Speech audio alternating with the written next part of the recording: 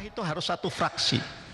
Kalau pemerintah antara yang satu dengan yang lain mempertontonkan perbedaan, bahkan sengaja dipertontonkan perbedaan itu, menurut saya itu bukan good government, bukan sebuah tata kelola pemerintahan yang baik. Itu yang ingin saya sampaikan. Ya. Jadi soal perbedaannya, soal pandangan Pak Menko saya tidak ingin membantah, tetapi saya ingin menyampaikan bahwa twee juristen drie meningen. Ada dua sarjana hukum, saya kebetulan juga sarjana hukum, maka ada tiga pendapat. Itu hal yang sudah sama-sama kita ketahui. Ya.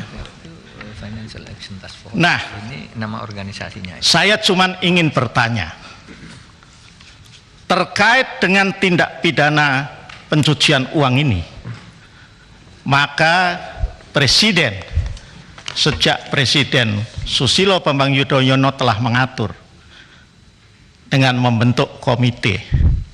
Saya kira ini maksudnya baik, ya, agar penanganan itu terkoordinasi dengan lebih baik, agar ada koordinasi saling informasi antara pejabat yang satu dengan pejabat yang lain. Ya.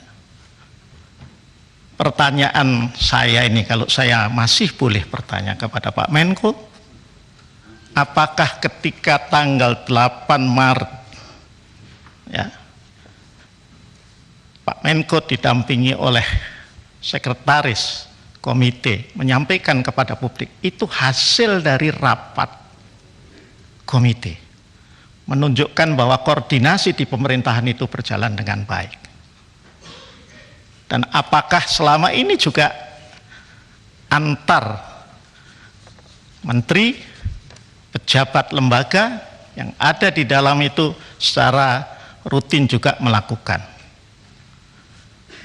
Pertanyaan saya berikutnya, mengapa ini yang jadi pilihan?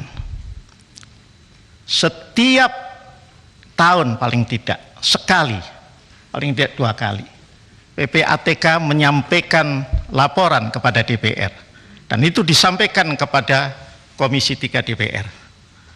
Laporan tentang pelaksanaan TUSI PPATK, tugas dan fungsi. Antara lain, selalu disampaikan berapa jumlah laporan hasil pemeriksaan, laporan hasil analisis LHP dan LHA yang telah diserahkan kepada aparatur penegak hukum,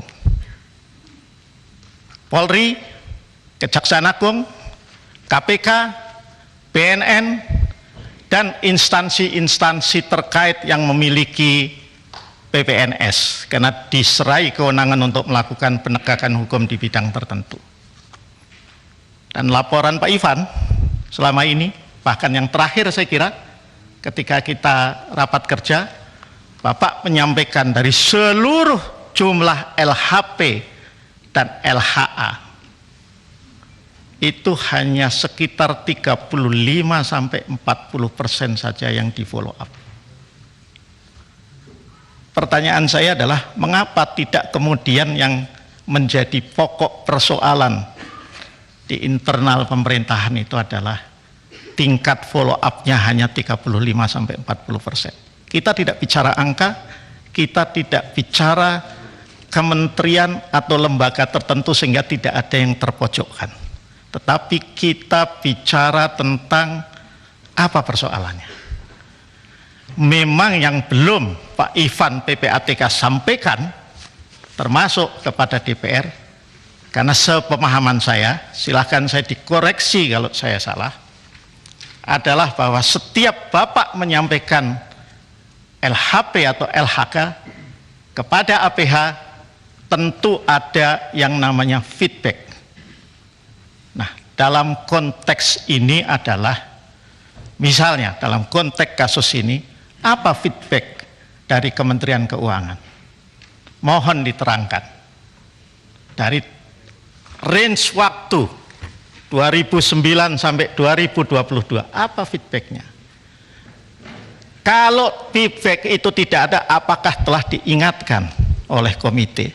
Oh, ini menurut undang-undang dan aturan terkait, ya, kalau you tidak follow up kan mesti harus ada feedbacknya, ada respon. Apa responnya? Itu yang belum terjelaskan. Dan terakhir yang ingin saya sampaikan, saya kira tekad kita itu sama, ya. Tekad kita itu agar semua tindak pidana pencucian uang beserta tindak pidana asalnya itu bisa diproses hukum sebagaimana seharusnya, tentu atas dasar prinsip-prinsip due process of law yang benar, ya.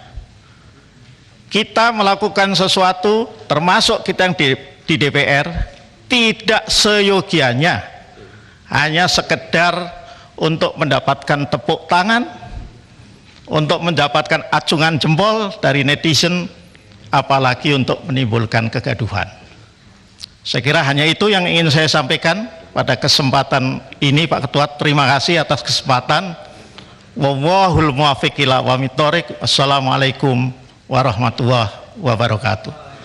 Terima kasih Pak Arsul. Selamat datang pimpinan DPR Pak Dasko.